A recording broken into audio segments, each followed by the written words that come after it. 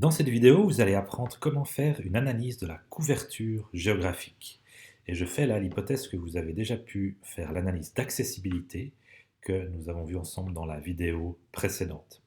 L'analyse de la couverture géographique, elle sert non seulement à prendre en compte l'accessibilité, le temps de voyage, comme l'analyse d'accessibilité, mais également la capacité de chacun des centres de santé à pouvoir traiter un certain nombre de patients. Et l'hypothèse sous-jacente, c'est que lorsque cette capacité est atteinte, quand la population dans le catchment est égale ou plus grande à cette capacité, eh bien l'aire de captage va se restreindre, va s'arrêter à cette capacité, et nous pouvons donc avoir des aires de captage qui sont plus petites que s'ils n'avaient été calculées qu'avec la notion d'accessibilité en termes de temps de voyage. Alors, cette couverture géographique, il y a plusieurs données en entrée, plusieurs paramètres, et pour les détails de ces paramètres, vous pouvez vous référer à la section 5.5.4 du manuel de l'utilisateur. Je vais commencer par les données en entrée. On doit tout d'abord, dans cette analyse, indiquer le raster de population. On a besoin de savoir combien et où se trouve la population pour faire les calculs justement de capacité et voir combien de personnes sont dans chacune de nos aires de captage. On peut ensuite, bien sûr, on doit sélectionner la carte d'occupation du sol fusionné que vous avez utilisé et que vous avez obtenu précédemment avec l'outil de fusionnement de l'occupation du sol. J'en ai qu'une ici, je la sélectionne. Et vous voyez que dans le tableau du scénario, on retrouve nos 6 catégories d'occupation du sol.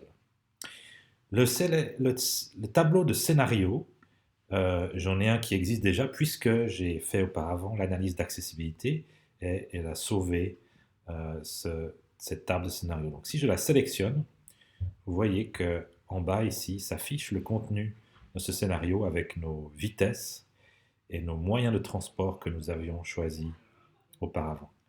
Je peux maintenant cliquer sur le bouton importer les contenus de la table de scénario pour faire monter ces valeurs-là, qui sont toujours éditables si on veut, mais je vais garder ce même scénario pour faire ma carte de couverture géographique.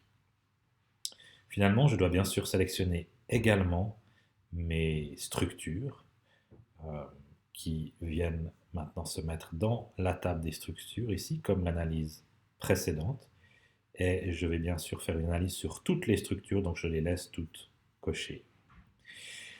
Il y a une nouveauté ici, après avoir sélectionné ce jeu de données des structures, on doit bien sûr lui indiquer également la colonne d'un identificateur unique dans ce jeu de données des structures, et ça sera ici ma colonne appelée cat.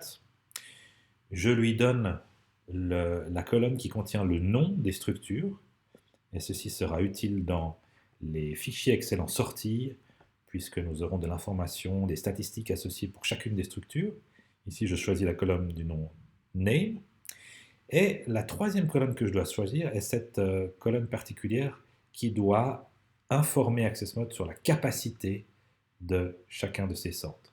Cette colonne s'appelle Capacity, et si je vais voir la table attributaire de mon tableau des structures ici, j'ai bien une colonne Capacity ici, qui, avec ces nombres ici, qui ont été inférés, qui ont été calculés à partir du type d'hôpital, à partir par exemple du nombre de lits ou de staff.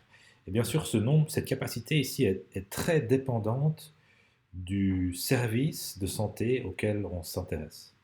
On peut avoir une capacité qui est mesurée en termes de nombre de blocs opératoires, par exemple, ou en termes de nombre de staff. Ça peut être les deux ensemble. Donc, c'est vraiment un chiffre qui peut être complexe à calculer, mais qui doit être calculé avant cette analyse et qui doit être inséré dans la table attributaire du shapefile de nos facilities, de nos structures. Donc j'ai choisi cette colonne capacité, c'est celle qui m'informera sur cette capacité maximum à ne pas dépasser. Ensuite, on a plusieurs paramètres d'analyse. On retrouve le type d'analyse isotrope ou anisotrope. Donc de même, on va choisir également une analyse anisotrope vers les structures. Donc on va considérer la pente qui est calculée à partir du DEM. Et cette pente, pour les modes de transport de marche et de vélo, viendra corriger la vitesse de mouvement. Et en indiquant vers les structures, c'est une direction qui va en direction des centres, ce qui peut être, je vous le rappelle, différent d'une analyse où on part depuis les centres vers l'extérieur. Et ensuite, on a un nouveau jeu de paramètres ici, qui est l'ordre de traitement des structures. C'est important de comprendre que cette analyse, contrairement à l'analyse d'accessibilité qu'on a vue avant, cette analyse ici est une analyse qui va passer sur chaque structure. C'est une analyse itérative. Elle va commencer avec la première structure, calculer son aire de captage, regarder la population qu'il y a dedans, faire un certain nombre de statistiques, et puis elle va passer à la structure d'après. Pourquoi cette itération? Eh bien, c'est parce que lorsqu'on utilise la capacité d'un centre, on est donc intéressé à pouvoir attribuer un sous-ensemble de la population à un centre donné en fonction de sa capacité. Et donc, le deuxième centre qu'on va traiter ne doit pas de nouveau travailler avec les mêmes personnes, avec la même population qui a déjà été attribuée à la première structure. On ne veut pas compter 2 fois la population. Donc, on est obligé de faire cette analyse de manière itérative. Et si on le fait de manière itérative, l'ordre de traitement, la façon dont on va passer d'une structure à l'autre, peut influencer les résultats. Et ici, AccessMode donne 3 différents choix pour lui indiquer cet ordre de traitement. Le premier choix, par défaut, c'est simplement un des champs de la table attributaire qu'on va pouvoir classer de manière ascendante et descendante, et l'ordre de traitement va être cet ordre, ascendant ou descendant. Dans notre cas, et c'est ce qu'on va faire pour l'exercice, on va choisir la colonne capacité, et puis l'ordre de traitement va être descendant. Ça veut dire qu'on va commencer par les grandes structures, typiquement les hôpitaux, qui ont une capacité très grande. On va d'abord les traiter, et puis ensuite on va passer aux structures plus petites. Ça fait sens, notamment si, de nouveau, on fait l'hypothèse que les personnes vont avant tout se faire soigner dans les grandes structures, et puis ensuite dans les autres petites structures. Bien sûr, n'oubliez pas que le temps de voyage sera aussi important en plus de cette capacité. Alors, on va laisser comme c'est indiqué ici pour l'exercice, mais il y a 2 autres ordres de traitement possibles. Le deuxième, c'est qu'AccessMode peut calculer la population d'abord incluse dans une aire de captage basée sur la durée maximum de voyage qui est indiquée ci-dessous. Donc si on clique cette deuxième option, en fait basée sur un temps de voyage qu'on doit donner ici et qui peut être différent de la durée maximum de voyage là. Et AccessMode va donc faire d'abord une aire de captage, calculer la population, et ensuite, de nouveau, de manière descendante ou ascendante, va classer les structures en fonction de cette population qui est incluse dans chaque aire de captage. Ici, on fait plutôt donc l'hypothèse, on aimerait d'abord traiter pas forcément les hôpitaux les plus grands en termes de capacité, mais ceux qui ont le plus de population dans leur aire de captage. Et puis la troisième possibilité qu'on donne ici, c'est similaire à la deuxième, mais au lieu de faire une aire de captage basée sur les temps de voyage et les chemins de moindre coût, on va faire une aire de captage circulaire avec un rayon en mètres ici par défaut qui est de 5000 mètres et qu'on peut bien sûr modifier.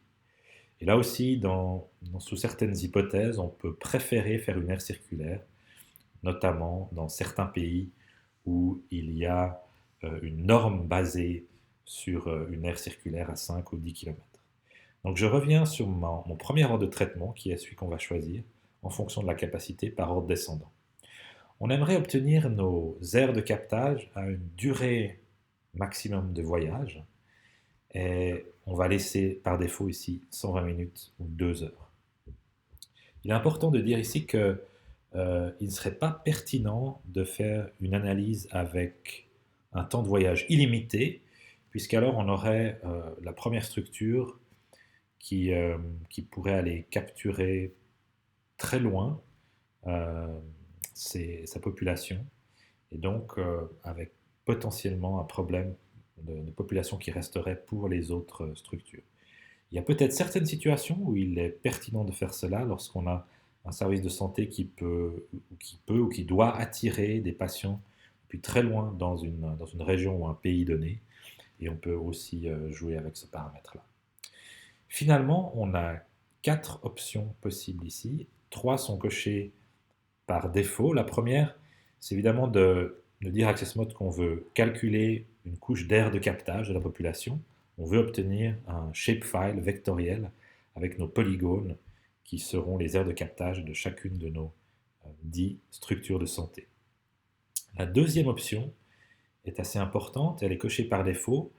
Elle signifie qu'à chaque itération, la population qui est dans l'aire de captage de la structure, qui est attribuée à cette structure, va être enlevée de la couche de population de manière temporaire. On va la retirer de façon à ce que la deuxième structure, qui est ensuite traitée, se retrouve avec un raster de population dont on a enlevé la population qui est déjà attribuée au premier, et donc elle pourra travailler avec cette population résiduelle par rapport à la première structure, etc. Pour chaque structure. Il y a des cas particuliers où on pourrait ne pas vouloir faire cette soustraction, et c'est notamment lorsqu'on est intéressé pas vraiment par modifier ou par prendre en compte la capacité du centre, mais on veut vraiment l'aire de captage pour chacune des structures, même si ces aires de captage devaient se chevaucher énormément. C'est le cas dans les travaux notamment sur les soins obstétriques et néonatales d'urgence, où il n'y a pas vraiment une capacité maximum à prendre en compte, mais où on a besoin d'avoir cette aire maximum sous la forme de polygone shapefile. Pour notre tutoriel, on va laisser cette option cochée puisqu'on veut bien prendre en compte la capacité. La troisième option va calculer une couche de la population qui est présente sur les barrières. Ça peut être utile parfois. Donc, ce sont les pixels du raster de population qui ont une valeur 0 ou positive, mais dans un pixel de barrière, donc qui par définition ne peut pas être atteint par l'analyse d'accessibilité. Alors, je vais le décocher ici parce que j'en ai pas besoin, mais ça peut être utile. Et je vous rappelle également que vous pouvez, dans AccessMode, corriger la population qui se trouve dans les barrières en la faisant automatiquement sortir et s'attribuer en dehors des barrières. Et ceci est un module de la toolbox d'AccessMode. Finalement, on peut aussi vouloir calculer non seulement des statistiques pour chaque structure de santé, mais également pour chacune de nos zones administratives. Et je vais donc cocher cette option-là. Le petit truc à savoir, c'est que lorsqu'on coche cette option et on remonte dans les entrées, on se retrouve avec une nouvelle couche qu'on doit bien sûr donner à AccessMode, qui est la couche de nos zones, de nos limites administratives. Je la choisis, on a déjà importé cette couche, et là aussi, il faut également choisir la colonne de la table attributaire qui définit un identificateur unique pour chacune de ces zones, c'est admin code, et puis le nom de chacune de ces zones, c'est admin name. Voilà, on a maintenant toutes les options. Il ne nous reste plus qu'à choisir un nom pour les sorties. Et je vais noter analyse géographique 120 pour me rappeler 120 minutes. Je suis prêt. AccessMode me donne quelques informations. Vous voyez ici qu'il m'indique qu'il a trouvé un petit peu de population dans 2 cellules barrières pour un total de 41 individus, ce qui est, dans notre cas ici, négligeable. Donc on va rien faire pour ça, on va continuer.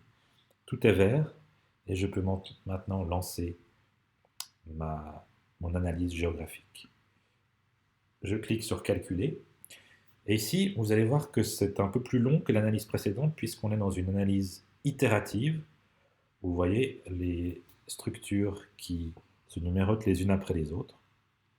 Et à la fin de ce processus, AccessMod va générer un certain nombre de fichiers de sortie, des fichiers vectoriels pour les bassins de population, pour les aires de captage, des fichiers raster. Voilà la liste des fichiers en sortie qu'AccessMod a fait. Des fichiers raster qui vont comprendre la population résiduelle, donc toute la population qui n'est pas captée à 120 minutes par le réseau actuel. Et cette population résiduelle nous sera utile lorsqu'on fera plus tard, dans une autre vidéo, une analyse de mise à l'échelle. J'ai également un raster qui me donne où se trouvent les pixels de population qui se trouvaient sur des barrières. Si je retourne maintenant dans mon module de données, mes résultats se trouvent dans cette table. Je vous rappelle qu'en allant dans Filtre et en cliquant sur Filtrer la dernière analyse uniquement, vous vous retrouvez avec tous les résultats de l'analyse que nous venons de faire. Tous ces résultats, vous pouvez les archiver, comme vu précédemment, en créant une archive zip, et puis en exportant cette archive sur votre machine, l'ouvrir et ensuite aller traiter chacun de ces fichiers dans votre programme SIG ou dans Excel. Et si vous voulez savoir quels sont ces résultats, à quoi ils ressemblent, et surtout quelle est la signification, notamment dans les fichiers Excel des différentes colonnes, vous pouvez vous référer à la section 5.5.4 du manuel de l'utilisateur.